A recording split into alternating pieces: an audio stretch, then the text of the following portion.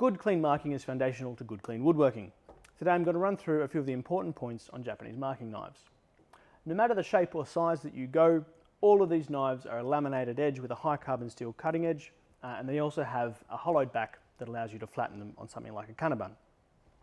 We offer these in two shapes. This is the kiridashi here on the right, and the shirahiki here on the left. The kiridashi is a very common knife shape in Japan and is used for many things outside of woodworking as well. It's a very versatile knife that can be used in carving as well as marking, whereas the shirahiki is more exclusively used for marking. The main difference, as you can see, is the bevel angle as it's cut into the knife.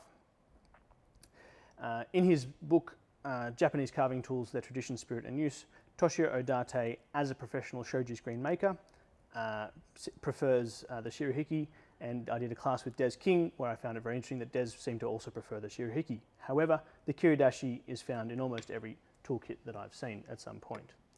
So in using these tools, no matter the shape you go or the size you go, you will want to be using them with a square or a ruler.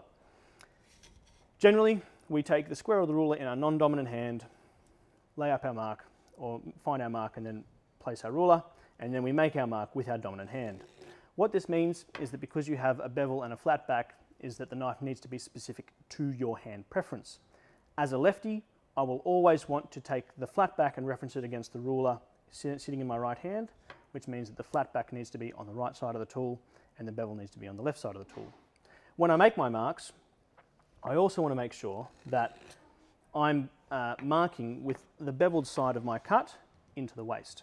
This means that I have one sharp vertical side to my mark given by the back, and that can be my clean reference side for my work. So I'll always mark and then have my waist where the bevel has just been. The shirahiki gives you a really nice hand position where you have your hand almost directly vertical over your cut, and you can always put through a few cuts, whereas the kiridashi situates your hand a bit lower and further out, which means my hand's much closer to the horizontal. I can still get some nice power and get a nice mark. One of the big advantages of marking knives is that when we're working with Japanese saws, we can take that Japanese saw and we can take the heel of the Japanese saw, which is this little chin down at the end, and we can slot that right in our knife mark, and that will allow us, if we can find it, there we go,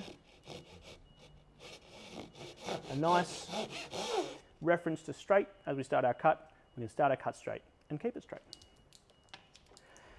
In terms of sizing, no matter which way you go, you will find these be called a 12mm knife or a 15mm knife. That measurement is taken across the knife. So as we sit here, we can measure from one side to the other, and that will be 15mm.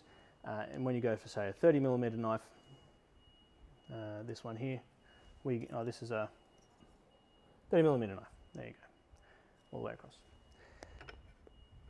Finally, we have this beautiful guy, the kogatana, and this is used generally by carpenters to really get into corners and to add any sort of carving detail that might need to be put into a building as well.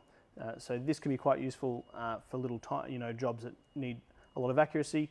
However, they don't come in a left-handed model, which I'm very upset about, but that's okay. I'll make it through to another day. Anyway, I hope that's helpful. I hope that's informative, and that helps you get some really nice results with your marking knives. Enjoy woodworking.